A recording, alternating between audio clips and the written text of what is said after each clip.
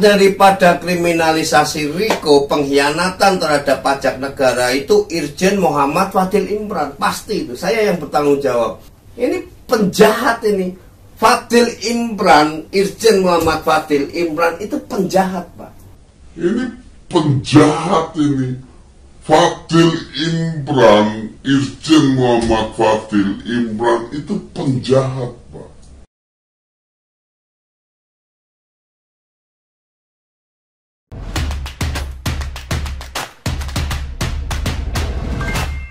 Selamat pagi, Assalamualaikum warahmatullahi wabarakatuh.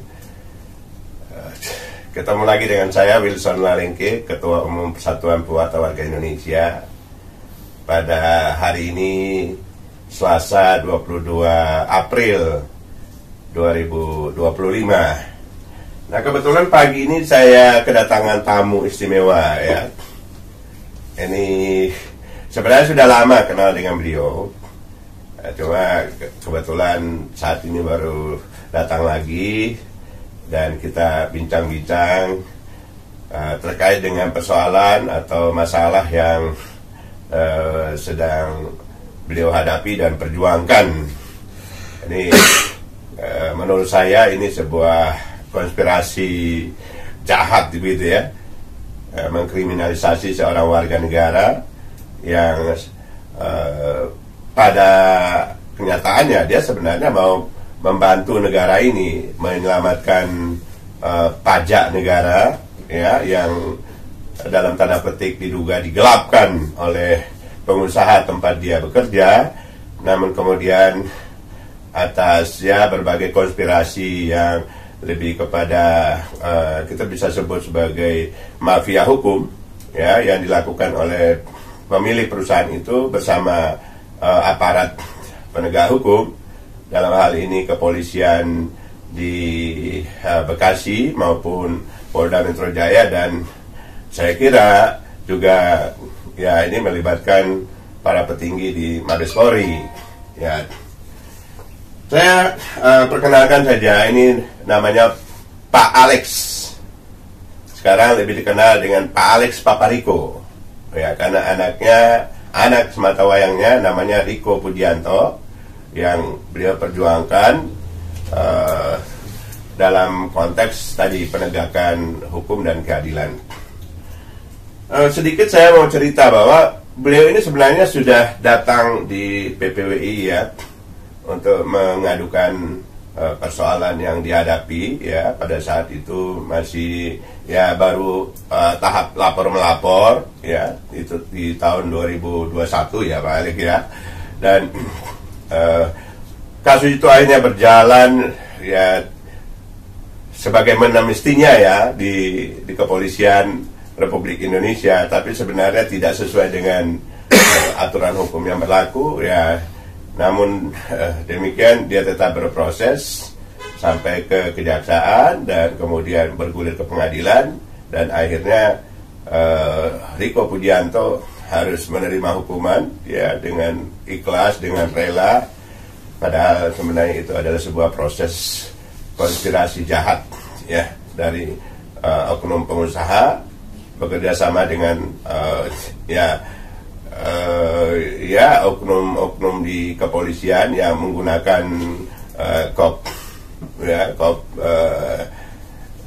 institusi untuk melakukan kejahatan begitu.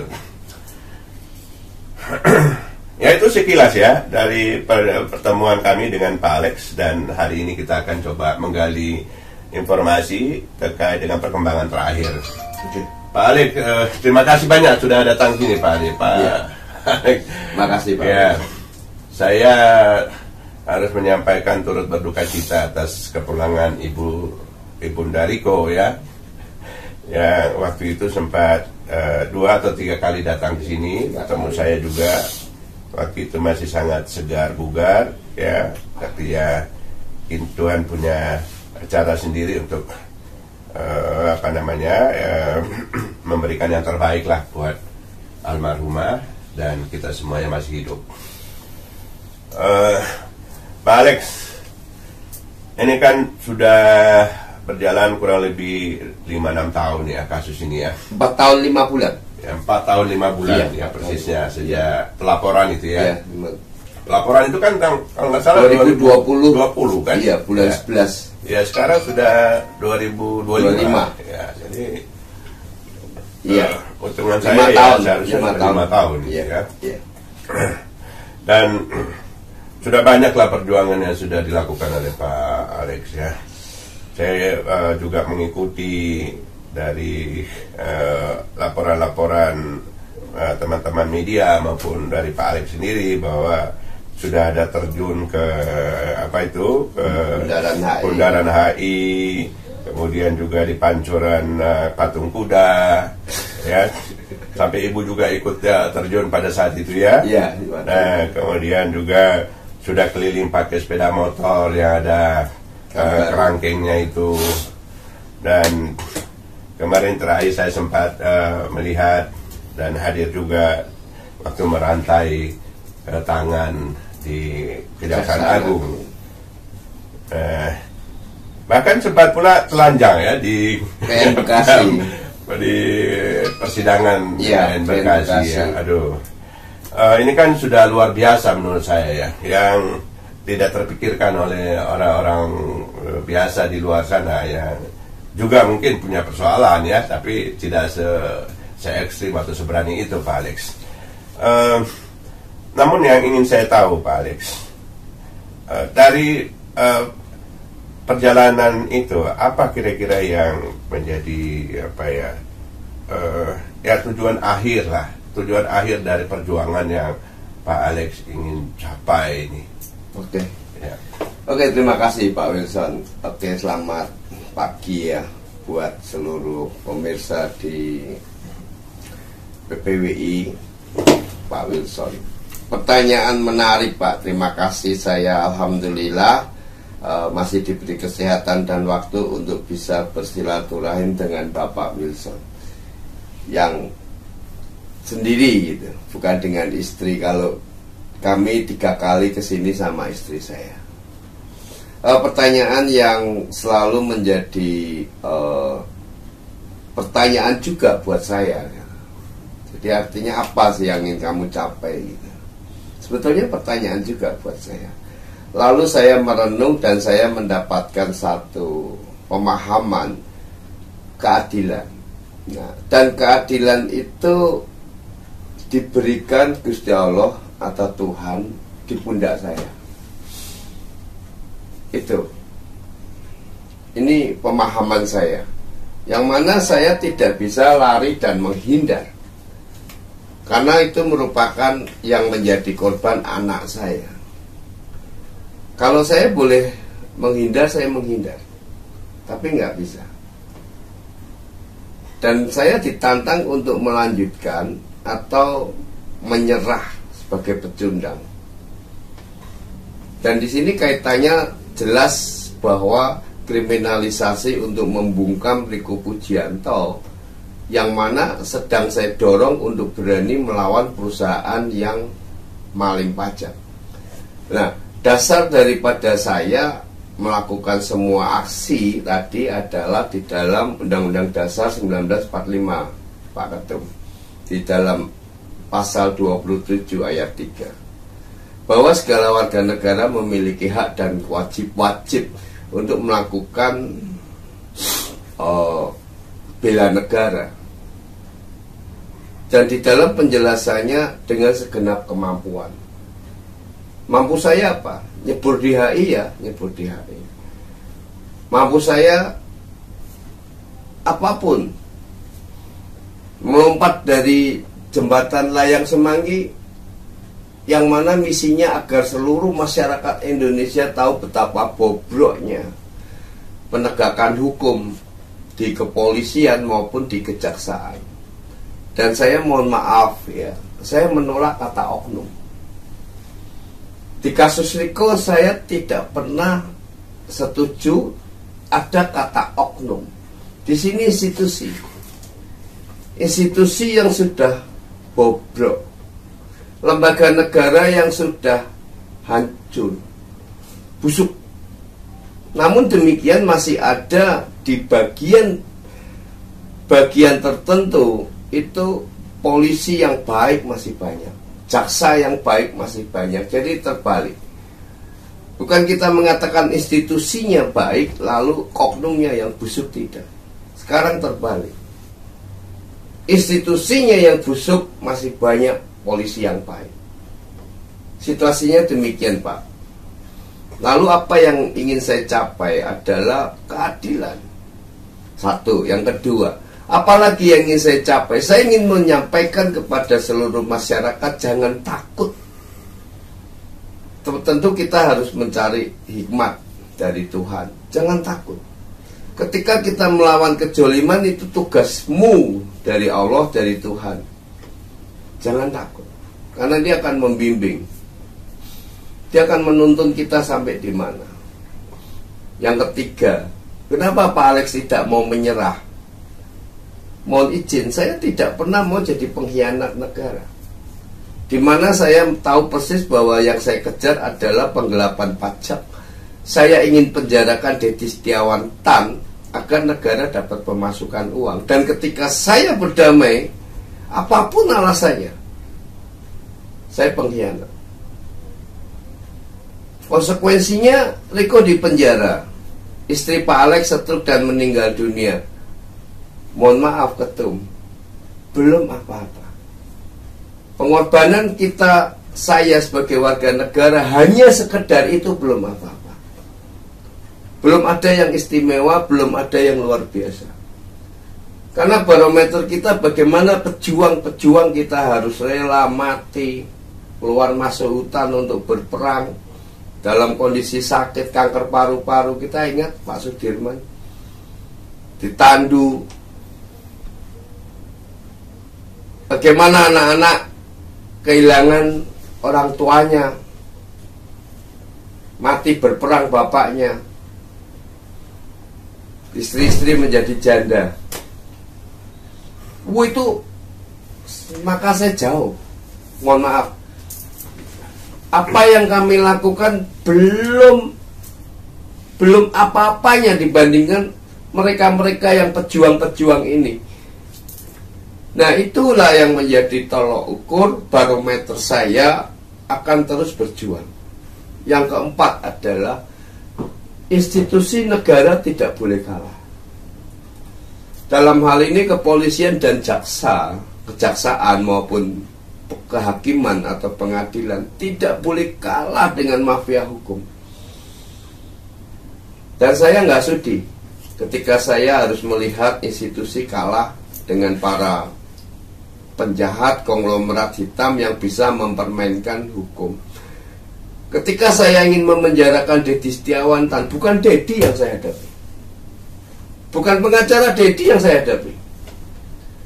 Yang saya hadapi polisi, jenderal, jaksa, pengacara, hakim, berlapis-lapis.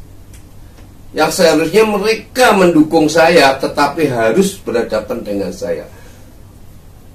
Ini luar biasa. Dan saya suka. Saya suka. Tidak ada keluhan, tidak ada kelemahan sepanjang kita bersama Tuhan. Baik, Pak Alex, sangat menarik ketika Pak Alex menyampaikan ya soal keadilan, ya kemudian tugas setiap warga negara untuk membela bangsa dan negara, dan ya, dalam hal ini juga terkait dengan bagaimana mengungkapkan sebuah kejahatan yang dilakukan oleh dalam ini oleh perusahaan itu tadi, ya, bahwasanya sudah menggelapkan PPN dari perusahaan itu untuk yang seharusnya dibayarkan pada negara. Para pemirsa sekalian, mungkin saya perlu cerita sedikit terkait dengan kasus yang kita bicarakan ini, ya. Pak Alex punya anak, ya, satu-satunya namanya Riko Budianto. Dia bekerja di sebuah perusahaan PT Prima Pratama Prima Bajatama, Bajatama Kota Bekasi. Di Kota Bekasi. Nah, selama dia bekerja sebagai maaf, sebagai sales, freelance, ya, freelance, ya. yang terakhir freelance, Ya. kontrak Ya. 2 tahun selesai, lalu freelance 3 bulan. Oke, jadi dia sempat bekerja di perusahaan itu dan ya singkatnya dia menemukan ya sebuah kecurangan yang dilakukan oleh perusahaan dalam proses usahanya, yakni menggelapkan atau tidak membayarkan pajak pertambahan nilai ya kepada negara, dan itu kalau dihitung-hitung jumlahnya miliaran gitu ya.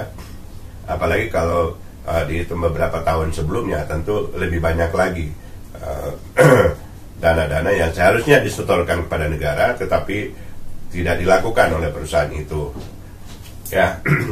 Karena perusahaan tahu ya, perusahaannya sudah disebut-sebut oleh Pak Alex tadi, pemiliknya adalah Dedi Setiawan Tan ya. Dia tahu bahwa Riko ini akan mengungkap konspirasi penggelapan pajak itu tadi, maka dia akhirnya melakukan semacam penyiksaan, kemudian juga penyekapan, dan itu yang akhirnya berproses di kepolisian Kota Bekasi ya. Namun ya ini terjadi saling lapor ya, dari pihak Pak Alex melaporkan perbuatan dari si Dedi Setiawan Tan, kemudian Dedi Setiawan Tan juga membuat laporan ya.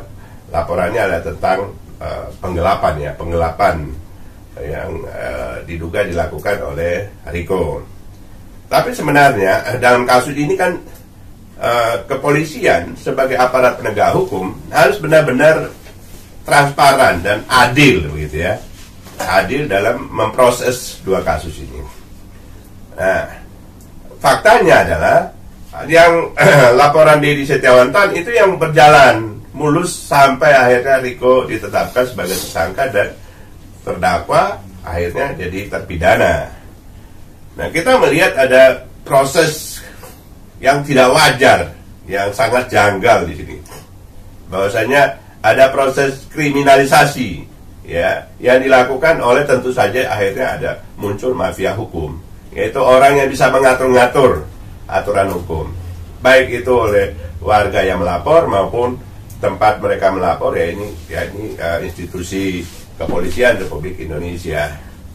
Nah, inilah yang kita sedang hadapi, dan sebenarnya bukan hanya Pak Alex sendiri ya, masih banyak kasus yang sama ya, walaupun tidak serupa, tidak persis, tetapi proses hukum yang berlangsung di mulai dari kepolisian Republik Indonesia ya, kemudian ke kejaksaan mengaminkan, dan akhirnya di pengadilan dan direkayasa sedemikian rupa sehingga putusan hakim pun bisa diatur, bisa dipesan sampai ke Mahkamah Agung juga begitu. Nah, inilah fakta yang dihadapi oleh Pak Alex dan keluarga. Nah, Pak Alex melihat proses yang sudah dijalani selama ini, sejauh mana ini, sebesar apa harapan Pak Alex bisa optimisme gitu ya, optimisme Pak Alex untuk bisa mendapatkan keadilan. Oke, terima kasih Pak Ketua Umum ya, bahwa sebagai masyarakat yang beragama tentu kita harus optimis ya. Dan saya tidak memiliki target apapun. Saya tidak tahu, saya tidak mau tahu, mau menang, mau kalah, mau berhasil, mau tidak. Seperti saya katakan, saya melakukan apa yang menjadi kebenaran, apa yang menjadi tugas dari Allah, dari Tuhan, untuk melawan kejoliman. Itu saja. Saya nggak tahu ke depan saya masih hidup di dalam perjuangan ini, atau saya di penjara, atau saya dibunuh, saya nggak tahu. Jadi saya tanpa target. Yang saya sudah lakukan akan tetap saya perjuangkan. Bagaimana saya harus bertanggung jawab kepada Tuhan atas apa yang pernah diberikan tugas beban yang hari ini harus saya lakoni. Saya pasti akan ditanya ketika saya menghadap Tuhan. Itu saja. Mau kalah mau menang bagi saya nggak masalah. Jadi sudah nggak ada target apapun. Targetnya adalah bagaimana kita melaksanakan perintah Tuhan di dalam hidup saya. Oke, Pak Alek, sampai Ya. di situ dulu. Ya. Kalaupun misalnya ya, harapannya itu ya mungkin kecil, tapi kita tetap berusaha melakukan yang terbaik dalam perjuangan ini. Namun ada satu hal yang masih mengganjal dalam pikiran saya dan mungkin juga publik. Sebenarnya seberapa yakin Pak Alex bahwa ini sebenarnya sebuah konspirasi? Artinya bagaimana Pak Alex membuktikan bahwa Riko itu tidak bersalah gitu ya? Oke. Sehingga publik pun bisa memberikan atau mendapatkan gambaran ini memang benar-benar kepolisian kita ini sudah benar-benar bobrok gitu. Oke, Dan terima kasih. bukan lagi oknum-oknum, tapi Terima kasih. itu ada bagaimana kita membuktikannya? Kan tadi pertanyaannya berapa persen Pak Alek yakin? Ya. Saya 100% yakin, full yakin ya bahwa ini kriminalisasi murni. Ini bukan sekedar pelanggaran kode etik, ini adalah kejahatan konstitusi. Ini kejahatan atas negara. Ini kejahatan atas kepentingan negara. Jadi bukan hanya saya, setiap warga negara Indonesia yang mendengar saya wajib untuk memerangi mereka. Wajib. Setiap warga negara, mohon izin termasuk ketum, Ya, memiliki maksud hak. saya, ya, oke. Oh, sebentar. Kita sudah paham dan kita satu kata lah untuk itu Oke, ya. saya lanjutin. Ya, lanjutkan. Oke. Lalu tentang bukti apa? Jelas di situ kriminalisasi bagaimana seorang Riko yang merupakan sales PKWT dan sudah habis lalu pindah freelance dan dia tidak mau menerima gaji, tidak ada surat pengangkatan sebagai karyawan, apalagi sebagai jabatan sales eksekutif yang tidak menerima gaji, itu bisa jadi 374 KUHP itu dari mana rumusnya? Satu itu. Secara formil maupun kasus rekayasa pendukung pidana pasal 374 KUHP, penggelapan dalam jabatan. Tidak ada satu alat bukti pun. Kalau secara undang-undang kan 184 harus ada 2 alat bukti, Riko dinaikkan jadi tersangka. Ini satu aja nggak ada. Dan saya sudah memberikan tantangan kepada polisi busuk, jaksa busuk yang penjarakan Riko. Kalau kalian memiliki satu saja alat bukti yang sah menurut hukum, Riko bisa jadi tersangka. Saya kasih rumah saya, yang di Batam maupun yang di Semarang, dua-duanya. Apalagi? Jadi dari segi formil aja tuh udah nggak terpenuhi. Jadi dasar mereka mentersangkakan itu apa? Ya nggak tahu saya. Orang gitu kan udah nggak waras semua, mau kata apa gitu? Mungkin dalam dakwaan jaksa? Nggak ada, nggak jelas ngarang semuanya. Oh ini bahwa terjadi ada laporan hasil audit di audit internal, lalu ada toko si A si B yang melaporkan keberatan, katanya nggak order, tapi dikirim oleh Riko, muncul tagihan, muncul PPN. Loh ini konspirasi kejahatan penggelapan pajak negara dari perusahaan sampai ke toko CV-CV. Dan ini udah terjadi lama. Justru oleh karena Riko inilah mereka kelabakan, ketakutan.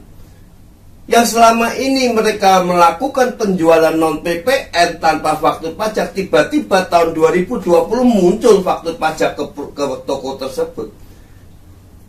Jadi yang nota yang non-PPN diganti sama Riko menjadi PPN. Diamondment 450 juta. Jonoto 89 juta, baru 2 145 juta, Toseba 108 juta, Maju Jaya 236 juta. Apa saya?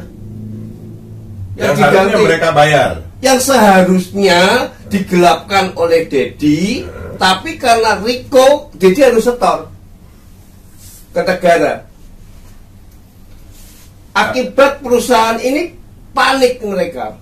PT ini panik, tokonya juga panik. Tiba-tiba muncul laporan pajak.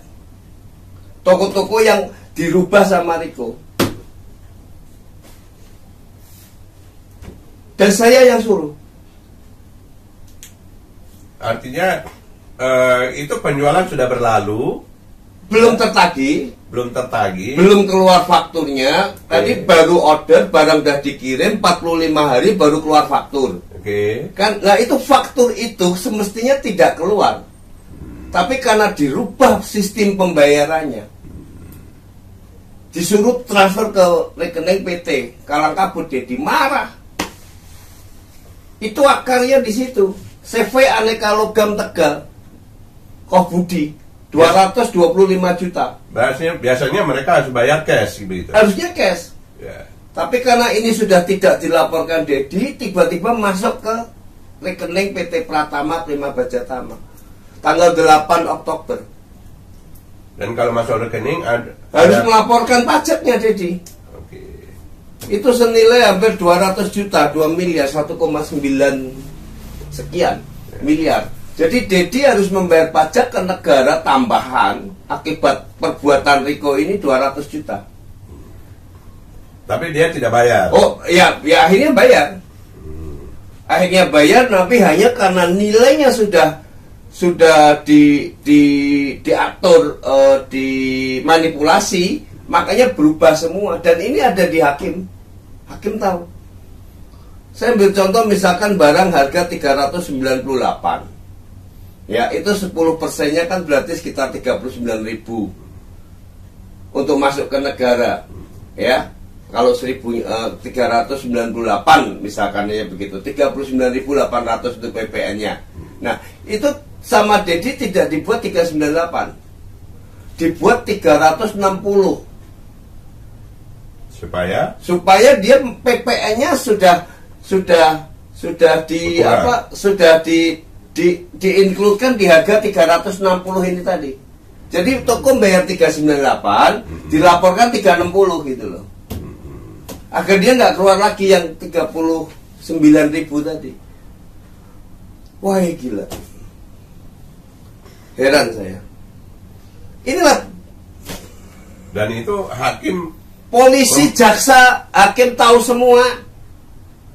Tapi kalau nggak salah di Pengadilan Negeri Bekasi kan Riko bebas. Iya, persoalannya Riko bebas itu, tetapi terjadi kejahatan hakim di ruang pengadilan. Riko itu tidak layak dituntut, dijadikan tersangka tidak, didakwa tidak, dituntut tidak. Jadi tidak boleh dituntut walaupun itu bebas.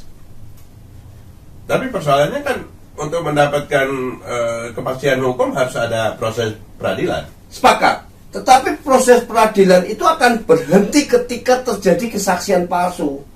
Barang bukti palsu di dalam pasal 174 ayat 1 menyatakan bahwa apabila terjadi kesaksian palsu, hakim harus mengingatkan ayat 174. Lalu ayat 2-nya berkata, apabila si saksi tetap memberikan kesaksian palsu, si hakim harus memberikan teguran keras dan memberikan ancaman hukuman pidananya. Ayat 2. Ayat 3, apabila saksi masih memberikan kesaksian palsu, hakim ketua dengan kewenangannya harus menghentikan sidang tersebut untuk sementara dan memerintahkan jaksa untuk mendakwa saksi palsu tersebut. Jelas. Dan dicatat di paniteranya, dihentikan sementara. Loh, kita punya undang-undang tuh bagus. Dan ini si hakim sudah menjelaskan, 1 ayat 2 sudah, saksi masih palsu. Makanya barang bukti palsu yang naik ke kasasi. kesaksian palsu yang naik ke kasasi karena tidak dihentikan hakim. Ada apa ini? Inilah kejahatan yang terjadi persidangan sesat. Dan badan saya akan saya gembok di KY kalau sampai ini kita kalah. Artinya sekarang ada proses PK ya? Ada proses PK. Nah, di mana PK tersebut juga ngambang, bingung. Karena mungkin dia terima uang. Hakim Agung yang satu harus melindungi temannya, sejawatnya yang menyatakan Riko bersalah 10 bulan. Harus melindungi hakim yang PN Bekasi. Bagaimana mungkin seorang yang freelance dikenakan pasal 374? Ini udah nggak masuk logika. Belum bicara tentang materi, tidak ada kerugian, notanya belum jatuh tempo. Barang dikirim tanggal 1 sampai 7, tanggal 12 Riko dipaksa untuk membuat surat pernyataan menggelapkan. Tanggal 17 buat laporan polisi. Padahal jatuh temponya baru bulan November. Ini gila ini. Dalam beberapa postingan Pak Alex di TikTok ada menyebutkan bahwa Kapolda Metro Jaya pada saat itu Pak Irjen Muhammad Fadil Imran. Iya. Itu ya disebut-sebut gitu. Ya, muncul dalam postingan atau TikToknya Pak Alex, dia terlibat. Kira-kira gimana ceritanya? Dia otaknya. Ya. Otak daripada kriminalisasi Riko, pengkhianatan terhadap pajak negara itu Irjen Muhammad Fadil Imran. Pasti itu, saya yang bertanggung jawab untuk statement saya ini. Bagaimana mungkin ya barang berkas yang sudah baik-baik di Polres Metro Kota Bekasi jadi mau dijadikan tersangka di dalam pasal 33 penyekapan, Riko akan di SP3 oleh Polres Bekasi, ditarik ke Polda Metro Jaya dalam kurun waktu 4-5 hari harus baru sampai di Polda Metro Jaya. Pada gila itu Kapolda Metro Jaya itu. Betapa marah, betapa kecewanya 7 perwira yang ikutin gelar di Polres Metro Kota Bekasi. Jadi Polres Metro Kota Bekasi, Pak Kombes Wijonarko itu dilobi Dedi, nggak mau. Pengen ketemu Dedi nggak mau. Itu yang ngomong Pak Kanit. AKBP nggak mau saya ketemu Pak AKBP Heru. Ditarik paksa dipindah ke Polda Metro Jaya. Memangnya Polres nggak mampu mengurusi 2 perkara yang begitu gampang, penyekapan sama kriminalisasi. Ini penjahat ini. Fadil Imran, Irjen Muhammad Fadil Imran itu penjahat Pak atas negara. Saya yang tanggung jawab. Pengkhianat negara, pajak negara. Membungkam Riko adalah kekalahan institusi Polri, kekalahan institusi negara, kekalahan rakyat. Fadil Imran adalah penjahat. Harusnya kan dia dilaporkan ke Propam. Apa yang sudah dilakukan? Saya awalnya tidak tahu bahwa ini merupakan Propam, ya kan? Saya tidak tahu kalau awalnya otaknya si Fadil. Saya melaporkan penyidik Pak, penyidik pembantu. Kalau kiranya mau melaporkan Fadil Imran, saya siap ke Propam.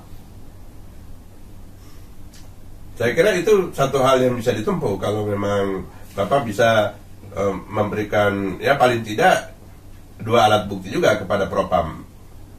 Misalnya ada saksi gitu ya.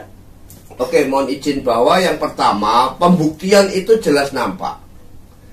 Apa alasan Fadil menarik paksa dari Polres ke Polda, itu yang pertama. Lalu barang yang udah digelar perkara di Polres Kota Bekasi, mengapa malah diputer balikkan di Polda Metro Jaya? Memang Polres goblok atau gimana polisinya? Jadi dia sudah menghina, mengorbankan bawahannya sendiri. Hal itu kan masih bisa dikatakan hanya asumsi-asumsi kita. Tapi kan mereka butuh misalnya pernyataan resmi atau rekaman atau mungkin dalam bentuk berkas-berkas. Izin, bagaimana mungkin seorang pangkat Aibtu, apalagi apapun maupun AKP berani menolak barang bukti dari pihak pelapor? ataupun terlapor. Dan ini merupakan perintah Kapolda. Saya dengar sendiri dari Roganda Pak Dede ketika Riko di BAP hari Sabtu malam, dia si Raymond Syakian masuk ke ruangan kami unit 4. Riko lagi di BAP udah hampir selesai. Siapa Nikda Metro 1, dan saya dengar sendiri. Jadi Riko di TO oleh Kapolda Metro Jaya. 2 tahun proyeknya berapa miliar? 2 tahun tuh Pak.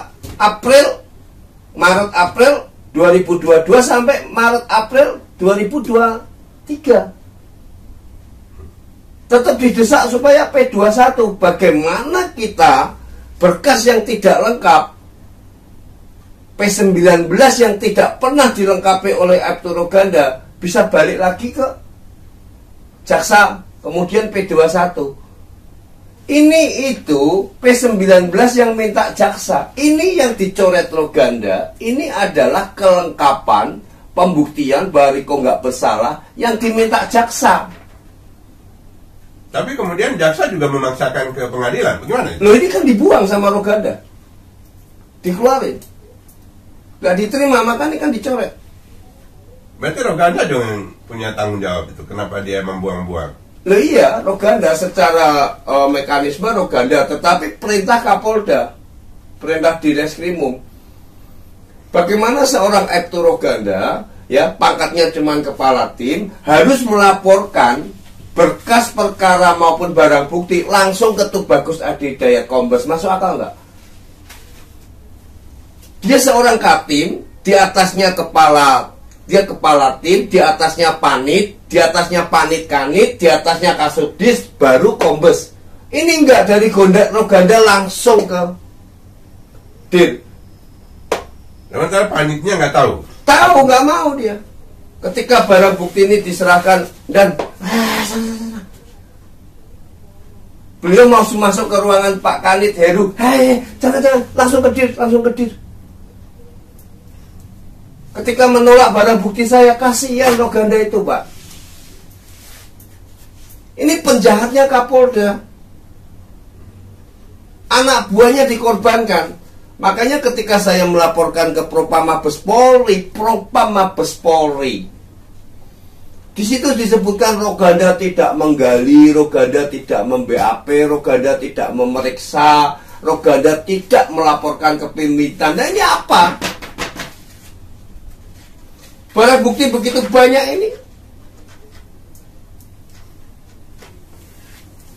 Ini kejahatan, pengkhianatan terhadap negara. Ini pengkhianatan. Jenderal Muhammad Fadil Imran yang paling bertanggung jawab. Maka saya menolak kata oknum. Karena apa? Sampai ke Propam Mabes Polri sama saja. Tanggung jawabnya ini lebih besar lagi di tangan Pak Kapolri. Oke, terima kasih banyak atas penjelasannya Pak Alek ya. Ya.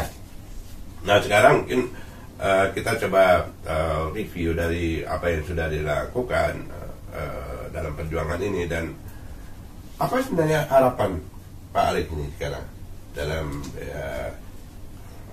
proses ke depan ini, apa yang diharapkan? Deditan harus dipenjara. Deditan, Winoto, Bueng, anak buahnya itu harus penjara. Pasal 220, pasal 242, pasal 333, penyekapan dan pengrusakan SHM. Sekali lagi, target saya adalah institusi nggak boleh kalah. Institusi negara tidak boleh kalah meskipun saya menjadi tumbalnya. Oke, Pak Alek. Baik, pemirsa sekalian, mungkin demikian Pak Alek ya, apa yang sudah izin sedikit tambahan. Silakan. Sedikit tambahan, dan Dirjen Pajak maupun Kanwil Pajak Kota Bogor harus segera melakukan pemeriksaan ke Dedi tentang penjualan non PPN 2020-2019. Banyak itu harus dibayar pajaknya, nggak boleh nggak. Udah kejar terus itu. Harus ditagih itu berapa miliar itu. Kalau di total setahun sebulan setahun kali 5 wilayah, itu Dedi harus membayar pajak ke negara paling nggak 15-20 miliar. Itu sudah ada laporan kan di sana? Sudah. Dan Sudah. laporan itu belum ditindaklanjuti berarti sampai saat ini. Banyak tikus busuknya. Inilah pengkhianat-pengkhianat negara yang sedang kita hadapin. Ya. Capek kita. Baik, saya berharap Pak Alex tetap jaga kesehatan ya, jaga kesehatan. Ya, perjuangan masih panjang dan kita berharap juga dukungan dari masyarakat luas bahwasanya apa yang sudah dengan terang benderang sudah disampaikan oleh Pak Alex ini menjadi perhatian kita, dan kita coba dukung minimal dalam doa ya, doa bahwa misalnya Kepolisian Republik Indonesia, Kejaksaan Agung ya, dengan jajaran-jajarannya semua ke bawah, maupun di Mahkamah Agung dengan jajaran hakim-hakimnya sampai ke jajaran paling bawah, supaya oke lah, kita ini katanya hadir untuk masyarakat. Ada banyak spanduk sekarang di jalanan dan di mana-mana, polisi untuk masyarakat, untuk rakyat. Tapi pada kenyataannya polisi itu justru adanya untuk pengusaha, untuk penguasa, untuk mereka-mereka yang punya kekuatan, baik kekuatan uang maupun kekuatan kekuasaan, atas masyarakat bawah yang seharusnya menjadi tujuan utama diadakannya institusi-institusi itu justru diabaikan. Nah, kita berharap kepada institusi Polri, institusi kejaksaan, institusi kehakiman atau pengadilan, Mahkamah Agung, supaya ayolah kita mulai berbeda lah sekarang untuk memperbaiki kondisi hukum kita yang sudah amburadul seperti ini.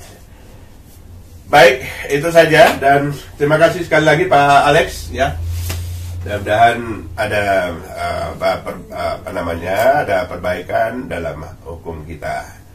Untuk Riko ya, kita berharap tetap semangat ya dalam melakukan tugas-tugasnya, aktivitasnya kesehariannya sekarang. Ya, mudah-mudahan kedepannya makin lebih baik. Baik, terima kasih. Saya akhiri dengan wabillahi taufiq wal hidayah. Assalamualaikum warahmatullahi wabarakatuh. Selamat pagi. Salam sehat untuk semua kita. Iya. Terima kasih Bapak.